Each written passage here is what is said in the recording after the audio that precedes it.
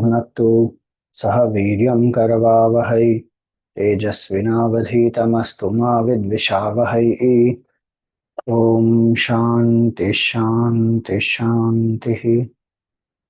ॐ सदाशिवसमारम्भां शङ्कराचार्यमध्यमाम् अस्मदाचार्यपर्यन्तां वन्दे गुरुपरम्पराम्। ॐ सच्चिदानन्दरूपाय विश्वोत्पत्त्यादिहेतवे तापत्रयविनाशाय श्रीकृष्णाय वयं नुमः।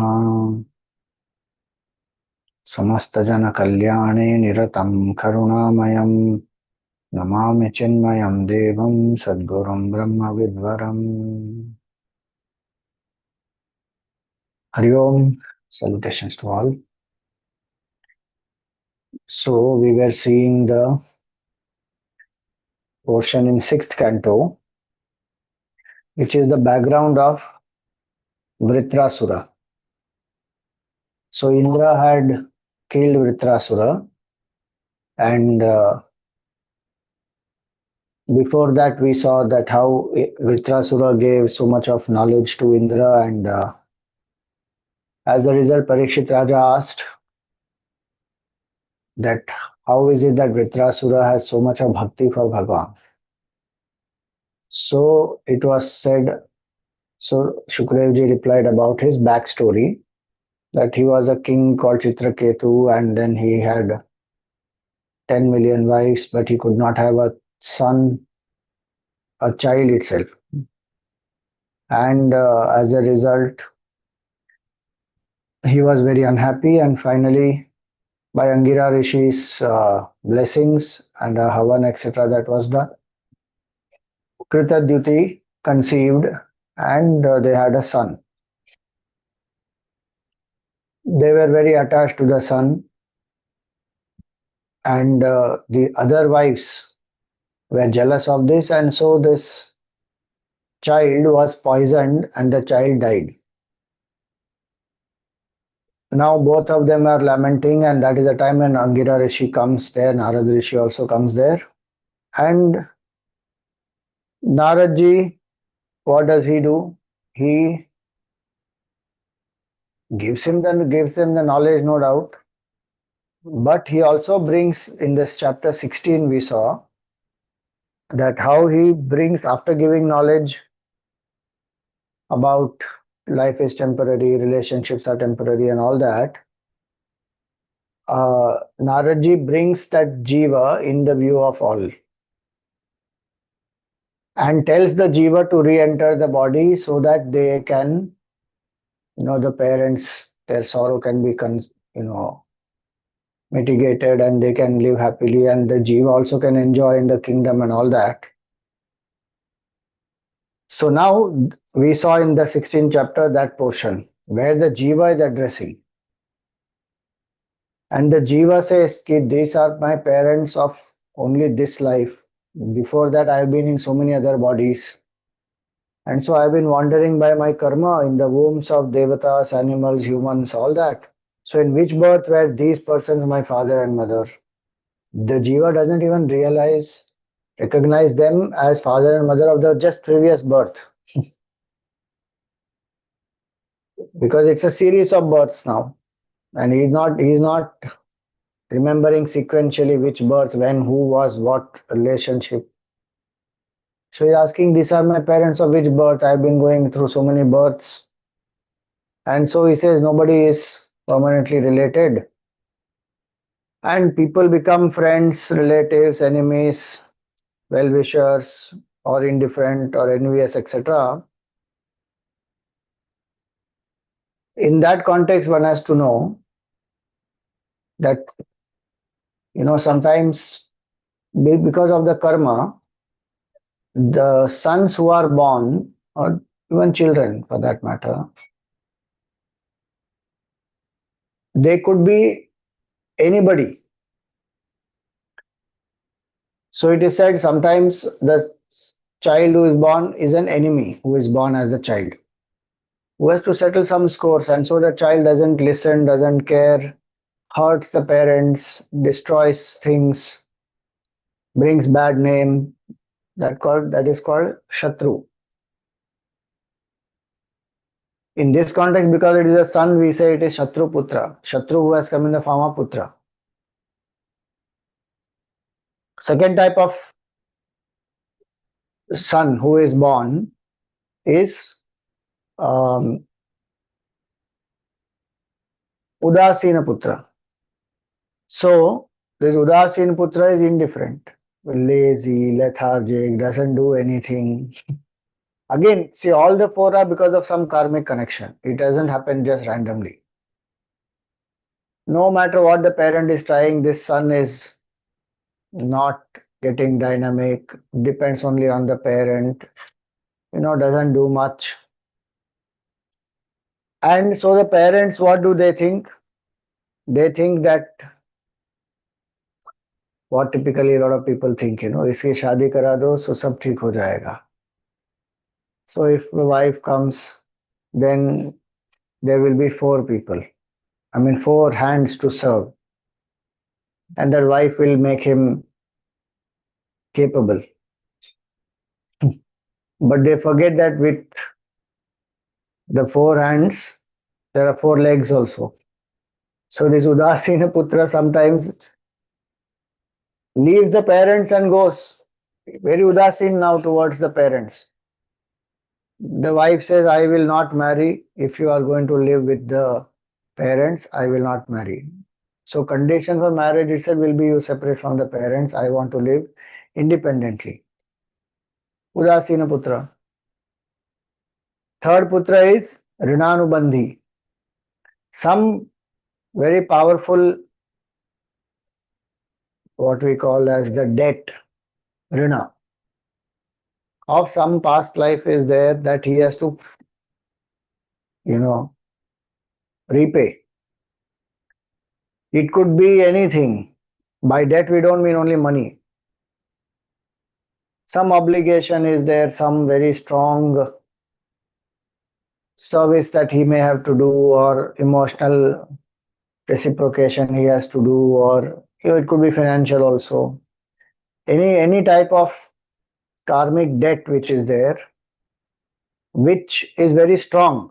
All the four are based on karma only, as I said, but this one is much stronger. So sometimes one may find that so if some financial kind of debt is there, then you find that the father has taken some loan and now the son has to pay.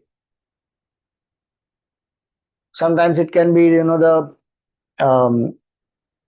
parent is going through some very terrible sickness, and the child has to go on taking care of, and it takes away a lot of the time, energy, resources, money, everything. So sometimes it is like that, some very strong debt is there. Rinanubandhi Putra.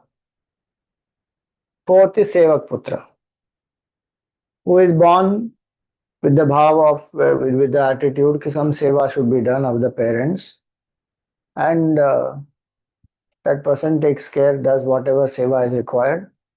The main connection is with Bhagavan.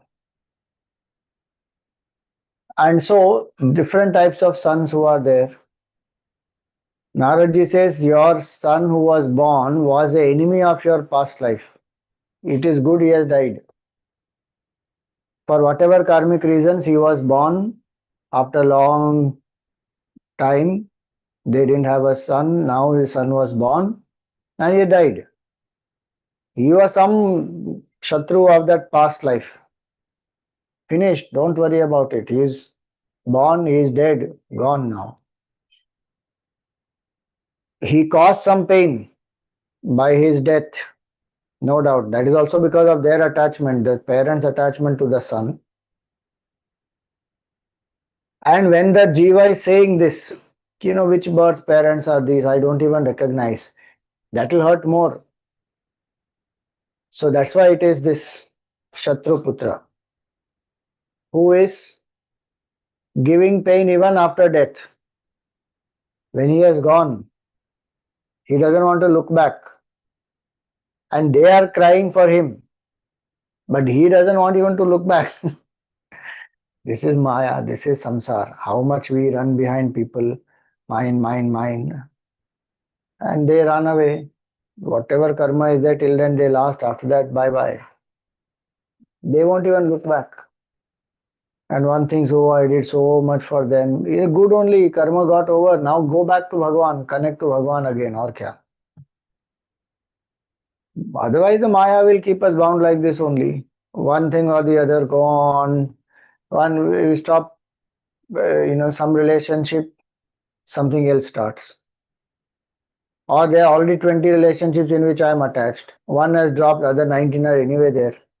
So the mind is somehow consoling itself, and from that it has tried and diverted itself to other 19. Array, the whole point is to go back to Bhagavan, to connect to the Lord and to strengthen our bhakti. That's why Naraji gave him that knowledge. He told the mantra also. He gave him that mantra to worship Adi Sesha or Sankarshanat Bhagavan that we saw in the previous chapter end. So this Jiva, when he comes back and he says all this, which janma and parent, which janma are these parents, and if that question is okay, if the enemy is born as the son to us, how is it that we have affection towards that enemy? Because with enemy there's some enmity, na dvesha will be there. How is there affection that is there in the mind of the parents? So that's why is the example given here is that just as the gold and other commodities pass among people in due course of transaction, the jiva wanders into various bodies with various fathers and mothers. We have that attachment. Like this example is of gold. So when gold is there with us, then we say it is mine. It goes to the enemy, it becomes the enemy's gold. Till it is with us, we think it is mine, mine, mine, and then or whatever some transaction it goes there. The gold is not having any loyalty towards the person. In that example, there's a limitation, obviously, because that gold is inert. But that is the point given here.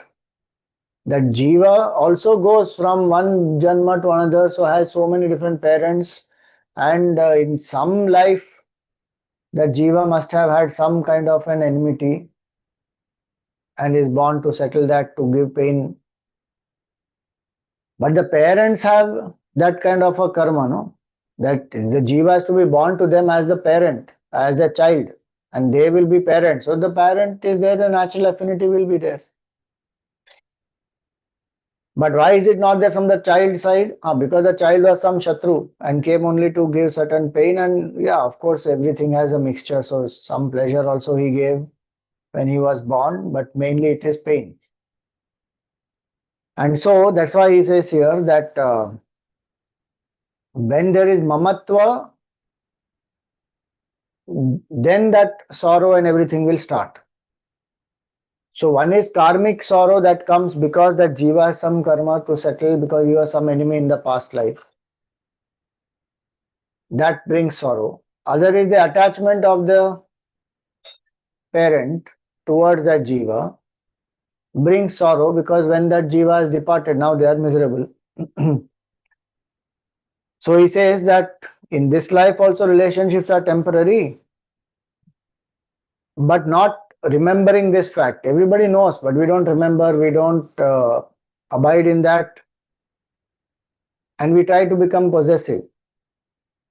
We don't want that person to change, we don't want that person to go away. We want, certain things that we get attached to, they should remain like that only. So one forgets, so one doesn't operate out of that clarity and detachment. And so he says that one becomes possessive, and the body is perishable. So at some point the body will drop. It all depends on the karma of the jiva, karma of the parents, all that complex web of karma it is. But the jiva goes from one body to another. The jiva is not destructible. The jiva is nitya in a relative sense, because it keeps taking more and more bodies. So that's why he says that jiva who has entered the body is nitya, eternal. And nirahankritaha It does not have a specific identity.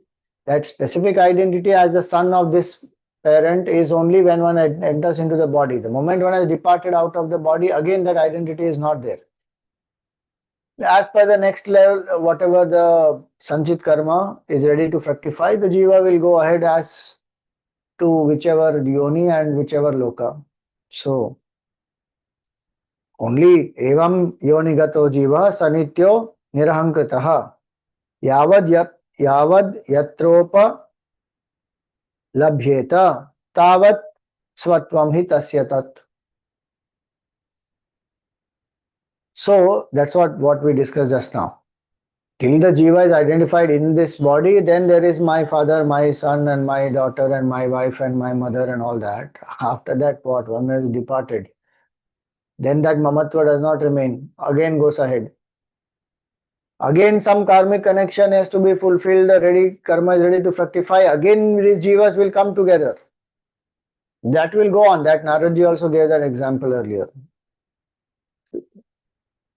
Grains of sand flowing together in water. That's the example he gave. So then the jiva is nitya and is actually is one with Bhagavan. Not knowing that oneness is what the confusion has started. And so Bhagavan is nitya. What is the nature of Bhagavan? All that was explained. So that having said that, then what happened? The jiva departed. See that. Having spoken thus, the spirit of the departed prince disappeared. And all of them, they gave up the mourning for him and cutting the ties of attachment what they had. Shoka moha bhayarditam. Then balagnyo vriditas tatra balahatya hata prabhaha balahatya vratam cheruhu brahmanair yan nirupitam yamunayam maharaja smarantyo dvijabhashitam. Now all these other wives apart from Kritadyuti who had done this,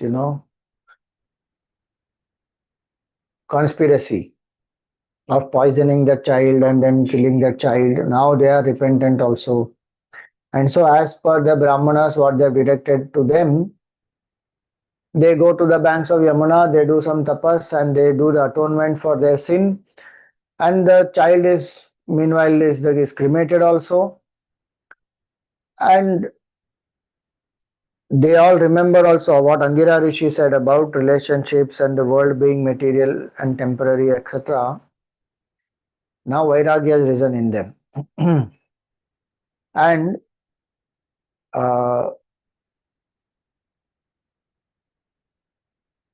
Chitraketu, he did what Naradji said. He did the upasana of Bhagavan Sankarshana and he came to realize the self. So here it is said that Saitham Pratibuddhatma. Pratibuddhatma means he is realized the self. Because of the words of both Angira Rishi and Narad Rishi, so this Chitraketu rose from the deceptive well of transmigration. And the example given here is like an elephant comes out of the mud. Elephant wood from the mire of a lake. Having performed his ablutions in the Yamuna with due ceremony and gone through the sacred rites accomplished with water, senses entirely subdued, he bowed in silence at the feet of both Angira Rishi and Narad Rishi. Now, Narad Rishi taught the specific mantra. Earlier he said, I will give you the mantra by which in 7 days you will have darshan. 15th chapter he said at the end. Now comes that specific mantra. See that. Atha tasmai prapannaya bhaktaya prayatatmane Bhagavan Narada Prito Vidyametam uvachaha. So to him who prostrated, Naradji now gave the mantra. What is that mantra you see? Om Namastubhyam Bhagavate Vasudevaya Dhimahi Pradyumnaya Niruddhaya Namah Sankarshanaya Cha. This is the full mantra. This is the mantra which he gave to Chitraketu, saying you chant this mantra and you will have darshan of uh, Sankarshan Bhagwan and we will realize the truth. Namo Vijnana Matraya Paramananda Murtaye Atma Ramaya Shantaya Nivritta Dvaita Drishtaye. So this is where it is. See, the meaning of this mantra, first is the main mantra is Om Namah Om Namastubhyam Bhagavate Vasudevaya Dhimahi Pradyumnaya Niruddhaya Namah Sankarshanaya Cha. This is the full mantra. Meaning of that is salutations to the divine Vasudeva, who is presiding deity of the intellect, and denoted by the mystical syllable Om. Then obeisance to you, Pradyumna, Aniruddha, and Sankarshana, presiding deity over the reason, mind, and ego. If you remember Bhagavatam second chapter, it comes. These are four presiding deities of our Antakarna. Man, Buddhi, Chitta, Ahankar. Now, he says, we contemplate on you. Glory to you who are absolute consciousness and embodiment of supreme bliss, who revel in your own self and are perfectly tranquil, and whose eye is ever turned away from duality. This is the meaning of the second line after the main mantra. Namo Vijnana Matraya Paramananda Murtaye Atma Ramaya Shantaya Nivritta Dvaita Drishtaye. That is a glorification of Bhagavan. The main mantra is in verse number 18, 16th discourse, verse number 18. The rest of it, 19, etc., is the praise, is the stuti of that Bhagavan Sankarshana. So then he says that victory to you who have kept aloof by the very realization of your blissful character, all disturbances like raga and dvesha, which are caused by Maya. So this goes on. So he praises Bhagavan Sankarshana in various ways. Victory to you, the mighty controller of the senses, having the cosmos for your body. May he protect us, he who is absolute consciousness, without any name or form, and lies beyond the cause and effect, and who shines all by himself when speech along with the mind has withdrawn, failing to comprehend him. See that. Now what is the point here? Sagun Sakar Darshan is one aspect, but that will not remove ignorance completely. Nirgun Nirakar Tattva Jnana of Brahman as essentially our nature is what will remove the root cause of sorrow. Sagun Sakar Darshan is no doubt very important step, and it comes only through deep level of purity and surrender, etc. But that is not the ultimate. That's the point. That's why this Atma Gyan is being spoken about here. That he who is absolute consciousness. See this. Vachas yuparate prapya ya eko manasa saha anama rupaschin matraha sovyadnaha sadasat paraha yasminnidam yataschedam tishtatyapyeti jayate mrinmayeshviva mrijjatihi tasmaite brahmane namaha. So salutations to that Brahman in whom the whole creation rises, stays, into whom it goes back, just like the mud. All the pots, pitchers, cups, saucer, everything, that they will rise in the mud, they stay in the mud, they go back to mud. Mud alone is actually Nityaka Ityeva Satyam. So in that way, you are that Brahman. So Sankarshan Devata is one form, or Adi Sesha is one form. But that same form is none other than Brahman, and the whole Srishti comes out from that, appears into that, stays in that, goes back into that. Meaning it alone is. Means Srishti is a mithya. Because mud only we are seeing in the form of pot and calling it as pot. But it is only mud. So we say with the mud, the pot is rising in the mud, staying in the mud, going back into mud. But actually there is nothing called pot. There is only mud.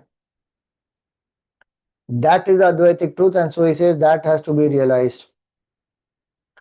Yannas prashantina viduhu mano buddhindriya savaha antarbahishcha vitatam vyomavat tannatosmyaham. I salute that Supreme who is like space, who is not affected by anything, even the mind, senses, speech. They can't grasp it, and it is inside, outside, everywhere. It is not limited by any form. See, this one thing one has to remember. So many times people quote Hindus don't worship form at all, and they will start quoting Natasya Pratima Asti. That's an Upanishad mantra. Array, that is it said in a context. Meaning the ultimate absolute truth doesn't have a form. But doesn't mean that we don't have forms. There are, of course, so many forms. And Vedic descriptions are there. Because somewhere this notion has gone around, people think that these forms have been created later on only by people, and they are not real. They are created by human beings just so that some concentration can be achieved. But it is not like that. Same infinite consciousness using the power of Maya becomes Ishvara, takes up specific forms, and those are the forms described in the Vedas, and then that's what we worship, and that is required for Upasana also, and to make the mind single pointed, to bring out Bhakti, Sharanagati, purity, all that. With such a mind, then one does contemplation on the Nirgun Nirakar Tattva, which is same Brahman. And both these are very important. Bhakti without knowledge of the Absolute is incomplete. And knowledge one will not get without bhakti. I am talking about ultimate knowledge of the self. One will never get unless the bhakti is there, Sharanagati is there, ego has become less. So they will have to go together, bhakti and jnana. And then Sagun Sakar will lead to Nirgun Nirakar. One should not stop with only Sagun Sakar, and one should not aim directly only for Nirgun Nirakar. One requires both. So here we see that Naradji gave him that mantra and also taught him Nirgun Nirakar Tattva. So through the mantra he can purify the mind, and you will see ahead. He will do the tapasya, etc., and he will have darshan of Bhagavan. Then Bhagavan also will give him that same knowledge again of his true nature. So the whole point is this only, that somewhere if we don't understand this clearly, we think that the ultimate mukti is I will eternally be a servant of Bhagavan, I will go to the lok of Bhagavan, I will sit near Bhagavan, I will be looking like Bhagavan. Those are all on the way. That's not ultimate. In Dvaita, they may say that is the ultimate. You will be Nitya Sevaka Bhagavan. So many examples in Bhagavatam are coming which explains so clearly that this Salokya, Sarupya, Samipya, etc. are not the ultimate. The ultimate is only Jivan Mukti or Krama Mukti.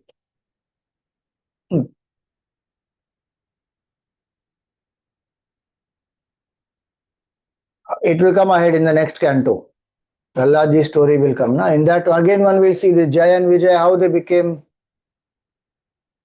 arrogant and then they fell because of the curse, and then they only took birth as, Hiranyaksha, Hiranyakashipu, Ravan, Kumbhakarna, Shishupal, Dantavaktra. And even after being Dwarpals of Bhagavan, they fall. Why? Because their ego came into them, which means that that state is not ultimate. It is no doubt a state where punya has been done, so they have attained that loka. But it is not the ultimate. Ultimate is Jivan Mukti, realize oneness with Brahman, drop all identification with the BMI. This is not me. Simply holding on to this, now all the other attachments and going through cycles and cycles of birth and death. So Naradji gave him both this knowledge of the self, which will give ultimate liberation, and that same self appears as Sankarshan Bhagavan also. So then he says this about the body, the indriyas, the vital air, the mind, the intellect. These are all stirred into activity only because of this consciousness. And this consciousness is realized when one transcends the three states of awareness: waking, dream, deep sleep. Because the jiva goes in these three. Atma is beyond the three, is a substratum of all the three and the beyond the three. And so an example he gives that even as iron which is not fully heated cannot burn, in that way he says only that which is enlivened by consciousness, that body, mind, intellect, prana, etc., can function. Otherwise, it will not function. And it is that same consciousness only which becomes the jiva in the waking state, dream state, deep sleep, and as though is going through all this. In the Upanishad, it comes Puratraye Kridati Yas Sajivaha. Puratraya means these three cities. Which are the three cities? Waking, dream, deep sleep. So, to go beyond that is realization. And Naradji is giving him that knowledge. Then, the 25th one again is a mantra. So, two mantras he has given. Okay, one earlier we saw. Now, the second one. Om Namo Bhagavate Mahapurushaya Mahanubhavaya Mahavibhutipataye Sakala Satvata Parivridha Nirakara Kamala Kamala Kudmalo Kudmalo Palalita Charanaravinda Yugala Parama Parameshthin Namaste. This is full mantra. What does that mean? Hail to Lord Sankarshana, denoted by the mystic syllable Om, and possessed of the supreme might, the spouse of goddess Mahalakshmi, who embodies in herself the highest glory and fortune. Hail to you, the supreme ruler of the universe, whose lotus-like feet are fondly and softly kneaded by all the hosts of principal devotees with the lotus buds of their hands. So if anybody wants to do Upasana, these are the two mantras of Sankarshan Bhagavan. Now, Naradji, when he taught all this, with the help of, with Angira Rishi, he returned. Now Shukadevji continues, and he says that where did they go? They went to Brahmalok. Both Angira Rishi and Naradji, they went to Brahmalok. Now, what did Chitraketu do? He repeated this prayer and the mantras that were taught for 7 days. Chitraketustu vidyam tam yatha narada bhashitam dharayamasa saptaham abbhaksha susamahitaha. So he lived only on water. Up means water. Abbhaksha means only living on water. 7 days only water he lived and did this japa and contemplated on the Nirguna Tattva, etc. And at the end of 7 nights, what happened? He attained the loka of Vidyadharas. Means he didn't die, but he became in charge. That's what is said here. Attained permanent lordship of the Vidyadharas by the virtue of the prayer being repeated by him. Then, in a few days, the course of his mind having been fully illumined through the repetition of the same prayer, Chitraketu betook himself to the holy feet of Bhagawan Shesha, the adored of all gods. So he had darshan of Adi Sesha. What did he see? He saw the Lord in a form. This is Shukadevji describing. After that, Chitraketu will describe. So he saw Bhagavan in a form white as a lotus fiber, clad in blue, adorned with a brilliant diadem, armlets, girdle, and wristlets, marked with a cheerful countenance and reddish eyes, and surrounded by rings of Siddheshwaras, who are those who have siddhis. And in this context can also mean Jivan Muktas, who have the ultimate siddhi is Jivan Mukti. Now this is in one shloka he gives this description of the form of Bhagavan. Mrinala Gauram Shidivasa Samspurat Kirita Keyurakatitra Kankanam Prasanna Vaktrarunalocanamritam Dadarsha Siddheshwara Mandalai Prabhum. So this is what he saw. As a result of this darshan, what happened? All the sins are wiped out by the sight of Bhagavan and his mind became clear, free from all impurities. And Chitraketu approached Bhagavan with great intensity of devotion, with tears of love in his eyes, hair standing on the end. He bowed down to Bhagavan. And he repeatedly, with his tears, is as though washing the feet of Bhagavan. And he wants to say something, but there's a lot of devotion in his heart, so his voice is choked. He's not able to, for a long time, extol Bhagavan in a proper loud voice. Then he quietens his mind down and recovers his faculty of speech.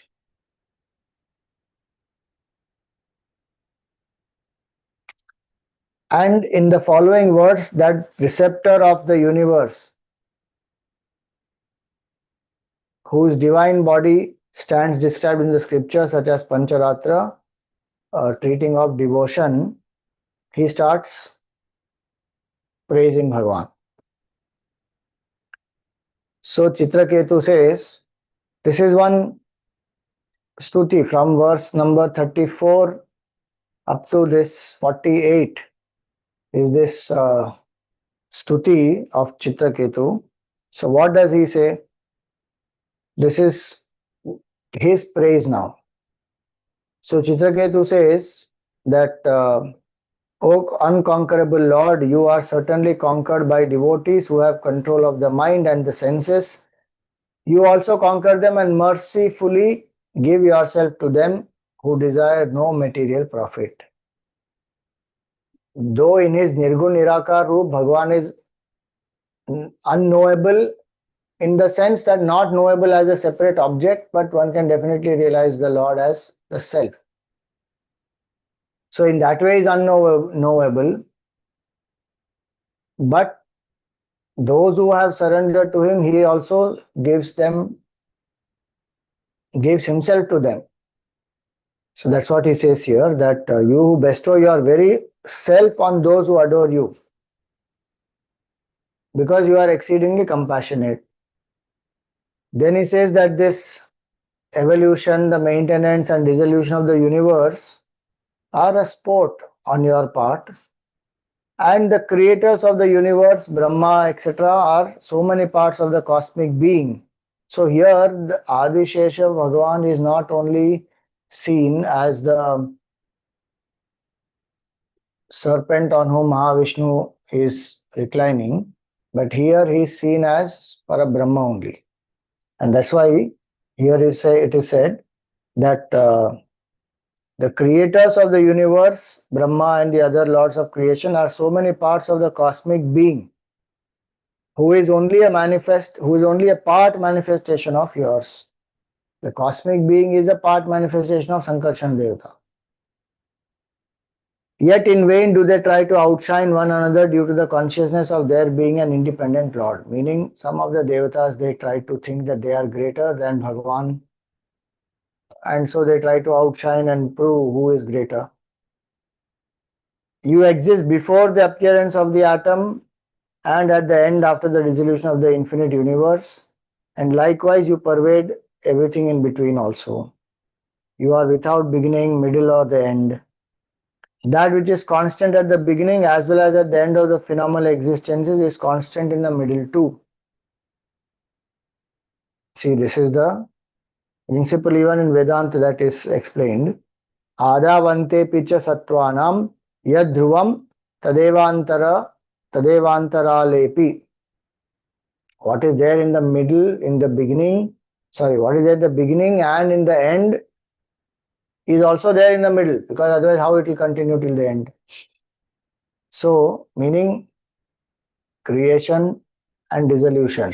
Bhagavan only is responsible. So who is in between, meaning who is appearing as all this also is Bhagavan only. So that's what is the point. This egg-shaped universe, which further resembles a bud inasmuch as it is enveloped by 7 sheets in the shape of earth, etc., each outer sheet being 10 times thicker than the one enclosed by it, is swimming within you like an atom along with countless millions of eggs, meaning many Brahmandas are there. If we read in English translation, under they have translated as egg, Brahmanda. So we have to remember it is multiverse, not universe. Multiple universes are there. Each one of them is like one atom. That's the point here. See that. In the 37th shloka it is said here, Saptabhir dasha gunottaraihi andakoshaha yatra patati anukalpaha sahanda koti bhi tad anantaha. So that consciousness is infinite. Countless universes are there. Imagine the cosmic being is a part of this Sankarshan Deta. The cosmic being meaning the manifest part. The unmanifest part is much more. The whole universe itself is like what is said in Purusha Suktam, 1/4. Padosya Vishwa Bhutani Tripadasya Amritam Devi. 3/4 are unmanifest. So that whole creation which is so massive, which we see only one universe, like that multiples of universes are there. They all are like one, each universe is like one atom in the cosmic being who is a part of the infinite consciousness. I imagine. So that's why he says here that countless millions of the other eggs. So you are spoken as infinite. They are really brutes in human form who in their thirst for the pleasure of sense worship the gods, but not you, meaning those who worship the devatas, smaller powers. In the Vedic times and other times, they used to worship devatas and get their blessings and fulfill their desires. Today, some people worship devatas. By devata, we mean Indra, Varuna, Vayu, Kuber, all these. Or we worship people in power. Somebody in the government, somebody in the bureaucracy, somebody is political leader, somebody some big industrialist, some nothing wrong in being having contacts with any of them, but forgetting Bhagwan and thinking that these people and depending on them for one's success, happiness, etc., that is delusion. So that's what he says here, that they are brutes in human form who in their thirst for pleasure of the senses worship the gods, but not you, the Supreme. The blessings enjoyed by them perish. After a certain time they will perish. The blessings enjoyed by them as gifts from those gods perish after the end of uh, those gods, even as blessings enjoyed by the dependents of a royal house automatically come to an end after the extinction of that house. Entreaties are made to you who are possessed of a body who is all consciousness and not a product of 3 gunas, even for the pleasure of the sense. Do not make for rebirth anymore than fried seeds put forth shoots. See, he says that's his prayer. He says, please, how the seeds which get roasted or fried, then they will not sprout again. Like that, worship of yours can free a person from the cycle of birth and death. And they are caused because of 3 gunas. The cycle of birth and death goes on because of identification with the jiva, then with the body, and the play of 3 gunas is there. So we see the variety in the world. So he says, those who worship you will go beyond this. While you are entirely free from these 3 gunas, and therefore people adoring you, even with an interested motive, meaning even if they do sakama karma, but they worship you, eventually, of course, they will go beyond the 3 gunas.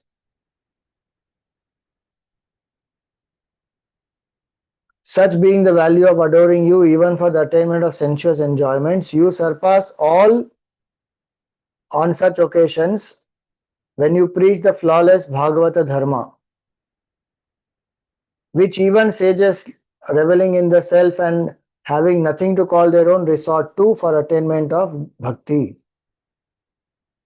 Bhagavad Dharma means complete surrender to Bhagavan. What we say na kayena vacha manasendriyeva buddhyatmana va prakrite svabhavat karomi adyat sakalam parasmai narayanayeti samarpayami. That attitude of complete surrender at all levels, that is called Bhagavad Dharma. All the stories etc. are to bring that bhav of devotion, sharanagati, na, so that we do everything with the remembrance I am doing it for Bhagavan, and in fact Bhagavan only the karta. What was said here, na? Karta, dharta, harta is all Bhagavan only. To act out of that is called Bhagavad Dharma. And Bhagavan facilitates that for the devotees. And of course, yeah, if the devotee wants artha, kama, etc., also the Bhagavan will bless them with that also. But the state here of bhakti is called Pancham Purushartha, is beyond liberation also. Artha, Kama, Dharma, Moksha, Bhakti or Para Bhakti is supposed to be the fifth state, beyond this four. Differential notions such as I and you, mine and yours do not disturb the mind of men treading on this path of Bhakti and Sharanagati, as they do in the case of those following other cults. Meaning those who are not worshipping the Supreme and they worship some lower power, some Siddha Guru, some Mahatma here, or some kind of Devatas. Absolute state they may not attain. So, a ritual act which is performed by one having a differential outlook is indeed impure because of likes and dislikes, yields a perishable fruit and is fraught with sin. This is a limitation of karma.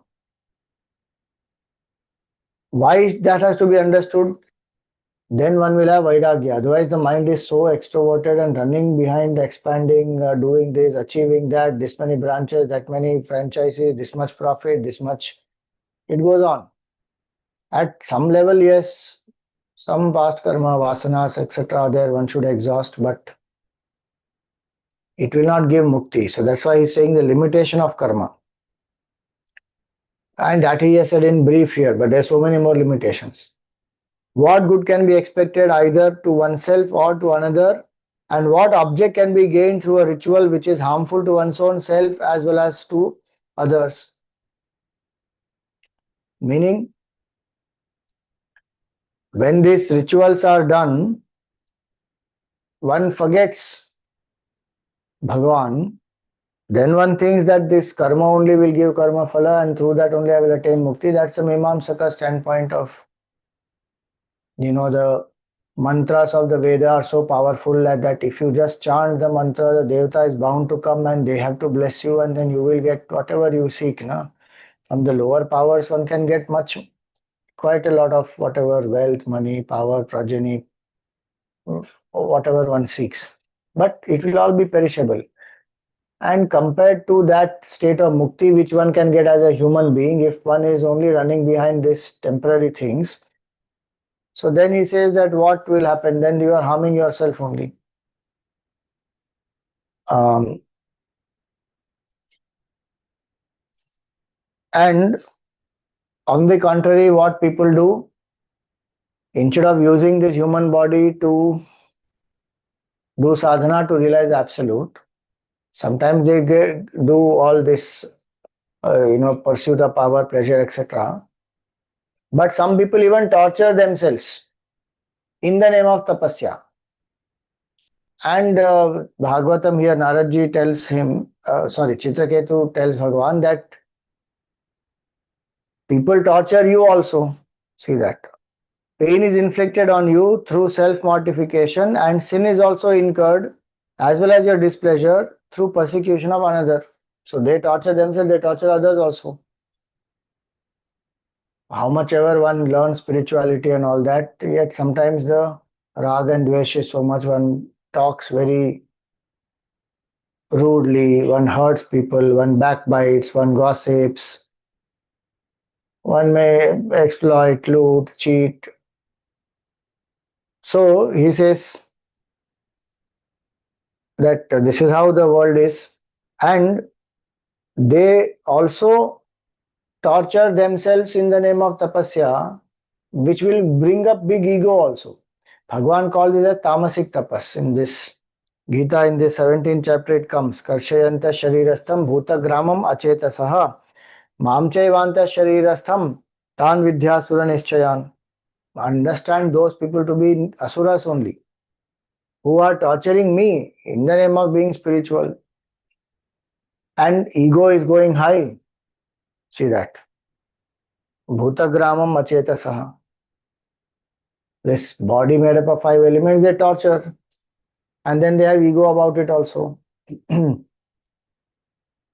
And hence, he says that your point of view that people should attain the realization through Sharanagati, through Bhakti, through Nididhyasan, etc., with which, as a matter of fact, you preach the cult of devotion, the cult which is exclusively followed by the worthy who regard the multitudes of beings as their very own self, is never belied.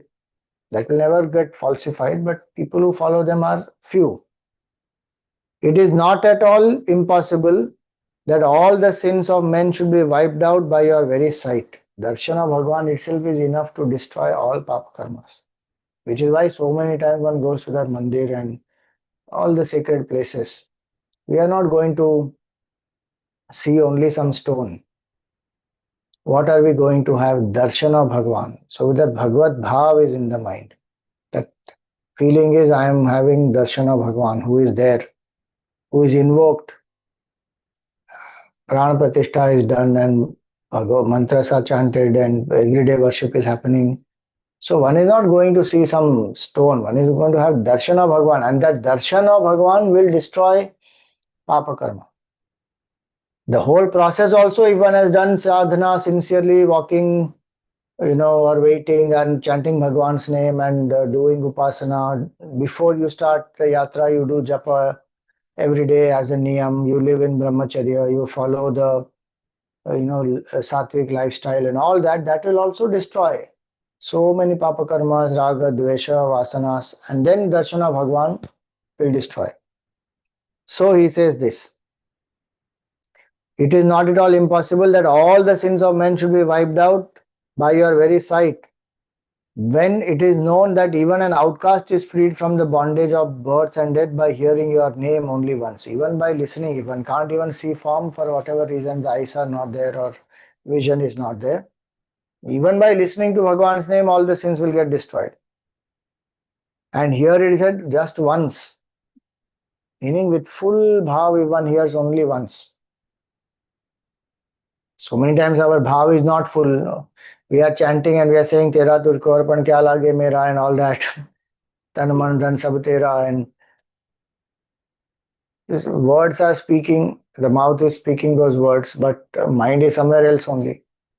Sometimes little bit of surrender bhav also is there, but more major part of it is still thinking ये तो सब मेरा ही है. So not like that. With full attention, with full devotion, surrender, even once one takes Bhagwan's name, all sins are destroyed. One hears, not only takes, hears, he said. Therefore, O Lord, we now have all the impurities of our heart in the shape of sins and evil proclivities wiped off by your very sight. How could that which was predicted by the divine sage Narad be otherwise? All that is done by the people in this world is known to you. There is nothing in particular to be revealed to you, O Supreme Preceptor. Just as there is nothing to be shown to the sun by fireflies. So we are like fireflies. What will a firefly do? In front of the sun, what will it illumine? It can't do anything. That humility and surrender is required.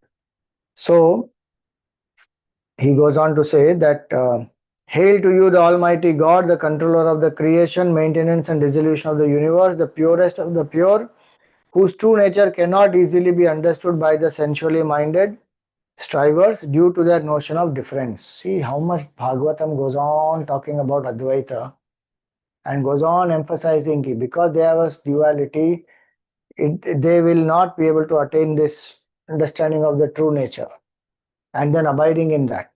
Why? Because they think duality is real, Jagat is real, and ultimate is only going to a particular loka, that's all. Bhagavat very clearly says again and again, because it was written by Vedavyasji to strengthen bhakti and jnana and vairagya. So it will go on emphasizing this. The notion of difference is only the cause of suffering. The creators of the universe are active only when you are active. Inspire them with activity. The senses of perception are able to perceive their objects when you are disposed to perceive the objects. Meaning the enlivening happens in our heart by this BMI, by this consciousness, then this BMI functions. So you are that very consciousness. So my prostrations to you, and that's what he says, one with 1,000 heads. See that. Tasmai namo bhagavatestu sahasramurdhne.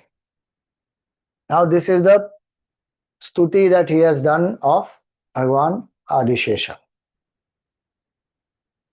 In that he already said, I just your darshan or even hearing once, all the sins are wiped out, and Naradji already told about it and he taught, so glory to you. All that he explained. Now, what did Bhagavan bless him with? So Bhagavan told Chitraketu, Bhagavan Ananta, he told Chitraketu, the chief of the Vidyadharas, he attained that position, the chief of Vidyadharas, right? By doing that upasana. So he told him, I'm going to do this quickly, so this chapter will end. He says that you have fully achieved your purpose through the instruction which was given to you by sages Narada and Angira, and the prayer taught by them, and as well as by my darshan, meaning his life is accomplished, fulfilled. All the created beings are the same, he says. Bhagavan doesn't do partiality, and he is the same in terms of the self also is the same in all. As well as the creator of all the living beings, Ishvara is in the hearts of all, that also is same. The Veda and the transcendental reality both are my eternal bodies, he says. Shabda Brahma Param Brahma Mamobhe Shashwati Tanu. Aham vai sarvabhutane bhutatma bhutabhavanah. Loke vidatam atmanam lokam chatmani santatam. Ubhayam chamaya vyaptam mai chaivo bhayam kritam. So he says that a person should recognize his own self as extending through the whole universe, and the universe as comprised in his own self. Sarva bhutastam atmanam sarva bhutani chatmani. That's what 6th chapter also says. He should regard both his own self as the universe as pervaded by me. And even so, both are conceived in me. Just as a man dreams himself, the example of dream is given. In that, the individual dream characters as well as the entire dream world, both is a projection of the dreamer's mind.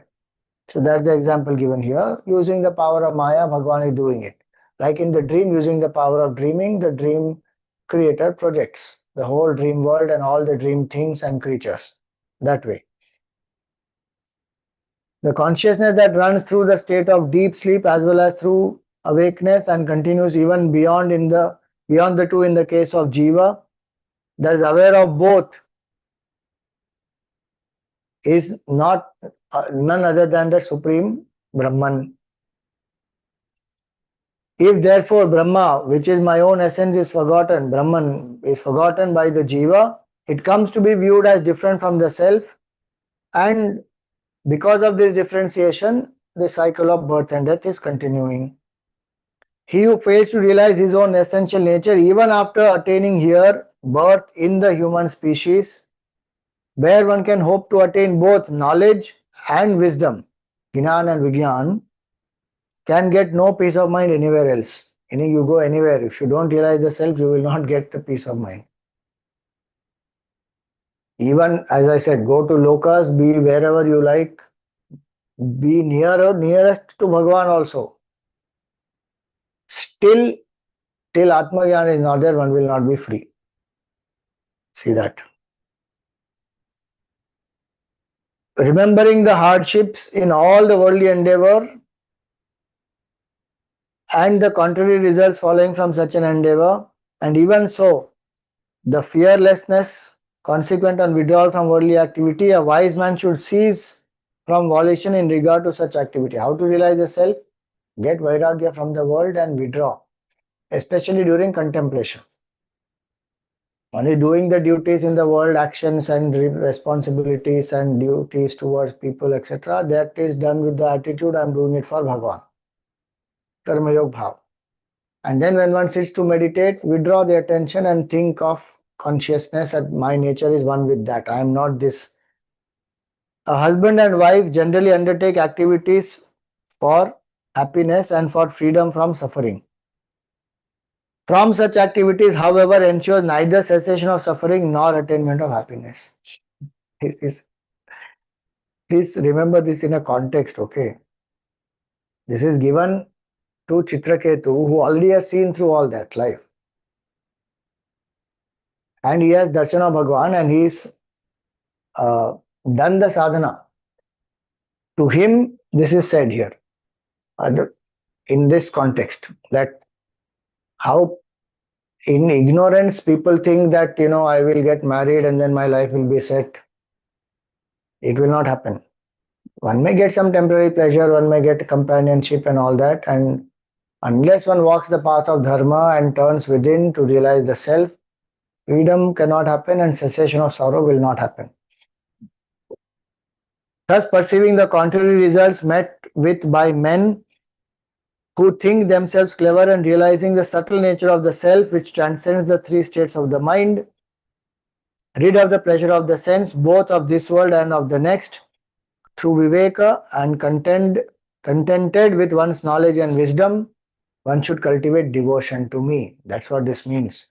Cultivate bhakti, cultivate vairagya. Having seen through this temporary nature of this whole life and knowing that self is the goal, one should work towards getting vairagya and then cultivate bhakti. See, earlier also it was said in this context only about the rarity of human birth, and that's what Bhagavan is concluding with also. So, to realize the oneness of the Supreme Spirit and the individual soul, the Jivatma Aikya is what one has to realize. And that is the sole interest deserving to be known by every means by men whose intellect has acquired acuteness through concentration. That's the purpose of all spiritual sadhana and yoga. Swartha sarvatmanagneyo yat paratmaika darshanam. Swartha here does not mean selfishness. It means that which is the best for the human being is this, to see oneness alone. Tvametat shraddhaya rajan pramatto vacho mama apramatto vacho mama jnana vijnana sampanno dharayan ashu siddhyasi. So Bhagavan assured him that you have heard what Naradji said and then this Upadesh what Bhagavan himself gave. He says, carefully bearing in the mind and acting up to this exhortation of mind with reverence, O Chitraketu, you will soon acquire true knowledge and wisdom and attain perfection. Earlier he became the king of Vidyadharas, but chief of Vidyadharas, but that is not sufficient. Ultimate Atmagyan has to be realized. So he says you will attain. Follow this instruction and you will attain. Everywhere you will see the Upadesh Bhagavan gives and Jiva has to put in the effort to realize the truth. There is no touching, mukti, drishti, mukti, all that. Jivan mukti cannot happen like that. Some temporary things can happen like that. Some powers can be given like that. But Jivan mukti, each one has to do. So Bhagavan says you will attain. You follow this instruction and you will attain. And having said this, Bhagavan disappeared from that place. Now Chitraketu has got the darshan, got the blessing of Bhagavan. Then what happened? How did he become Vritra? So there's one curse that he goes through, because of which he is born as Vritra. That we will see in the next chapter. But today we will stop here.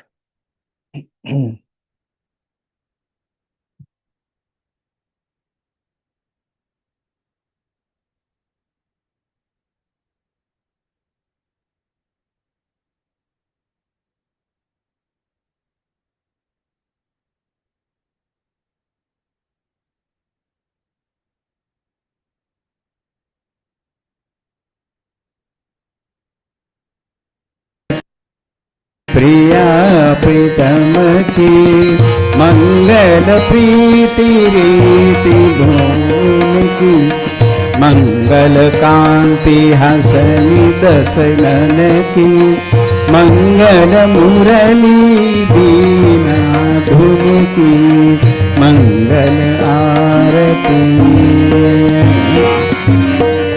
मंगल बनिक त्रिभंगी हरि की मंगल सेवा सब सहचर की मंगल सिर चंद्रिका मुकुट की मंगल छवि नैनन में अटकी मंगल आरती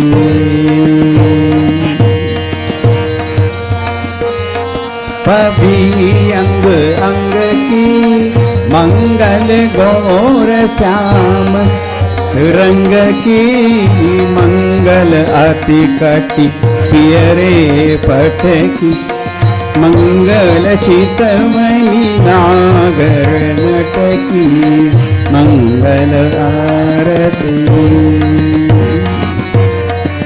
मंगल शोभा कमल नयन की मंगल माधुरी मृदुल पैन की मंगल वृंदावन मद अटकी मंगल क्रीडन जमुना तट की मंगल आरती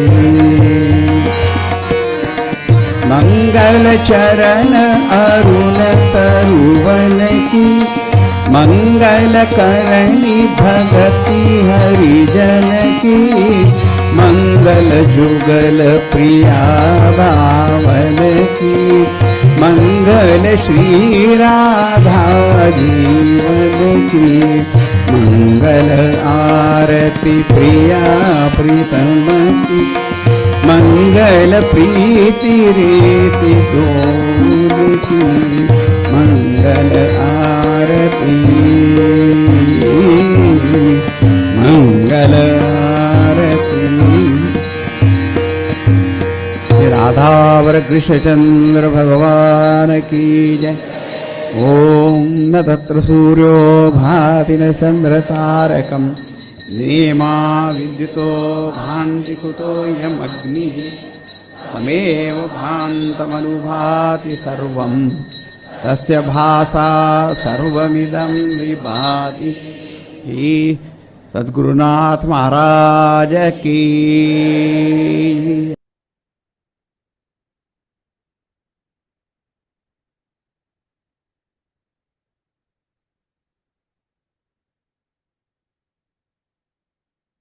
A doubt after fourth Purushartha is moksha, the final and highest Purusha pursuit. Why Bhakti considered is fifth Purushartha? So, the reason why it is called as fifth Purushartha is to only say that Bhakti is glorious than Mukti. In which context? The cycle of birth and death. People think of Bhakti, Mukti as freedom from cycle of birth and death. And of course, that can happen technically when Atmagyan happens, and Atmagyan is not devoid of bhakti by itself. But to say that even after getting mukti, a person who is a Jivan Mukta is really a devotee. He is the best devoted servant of Bhagavan. That is called Jnanottara Bhakti. Where the devotee is like Hanumanji, where the devotee knows oneness also, yet there is a Dvaita Bhav which is maintained of Bhakta and Bhagavan, of Sevak and Sevya, or whichever other form. Priya, Priyatam, Putra, and Mata, Pita, whatever it may be. So that bhakti is considered greater, glorious, because uh, that idea, when it is there in the mind, ki I am one with Bhagwan, yet I am a devoted servant. So even with that knowledge, if one takes birth again because of Bhagwan's will, not because of one's baggage, one is not bound. Dvaita gets falsified completely, and so that Jnanotar Bhakti is considered as Pancham Purusharth. And the idea also is um, so that we develop bhakti in our heart, no matter which path we are following, whether it is Vedantic path, Jnana Marg, or Raja Yoga Marg, or Karma Marg, or Bhakti Marg. Bhakti is most essential. Otherwise, people think, I don't want bhakti. I will follow path of Vedanta and I will realize. I will follow Ashtanga Yoga, become thoughtless and realize. No, no, no. Bhakti is most important. In the means also bhakti is important, goal also bhakti is important, and beyond that also bhakti is important. Nature of bhakti is different in all the three. That's all. In one is a preparation, purification of the mind. Then when one attains a certain oneness, then there is a certain uh, identification that I and Bhagavan are one. And then after that, Dvaita, once again one continues saying, I am a devoted servant of Bhagavan. Which is why Bhagavan gives four devotees classification in 7th chapter of the Gita. Artha, Artharthi, Jignasu and Jnani. Artha is afflicted one who prays to Bhagavan only when there is sorrow or when there is problem. Artharthi, who wants something from Bhagavan, prays only at that time to fulfill desires. Jignasu wants to know who Bhagavan is, what is my sambandha, and also wants to finally attain mukti, Jignasu. But Jnani is one who has already become one with Bhagavan. And that's why he says, Udara sarvevaite jnani tu atmaiva me matam. All are great, no doubt, but Jnani is my own Atma. That Jnani Bhakta is one with Bhagavan. And after that oneness is realized, still that Dvaita will continue. Prarabdha of the body is there, all that explanation we can give. But the person is 100% devoted to Bhagavan. Nobody else is 100% devoted to Bhagavan. Each one has some combination of ego and devotion, less or more, depending on how mature they are in their journey of evolution. But Jnani is the one who is 100% devoted to Bhagavan, and so that is Jnana Uttara Bhakti. And with that, if Bhakta says, I don't even want freedom from birth and death. You just keep me in any form, I am ready to be in that form. I should have remembrance that we are one. That's all. Meaning I should not forget you. That's the point. So that Jnanotar Bhakti, that's why it is called Pancham Purusharth.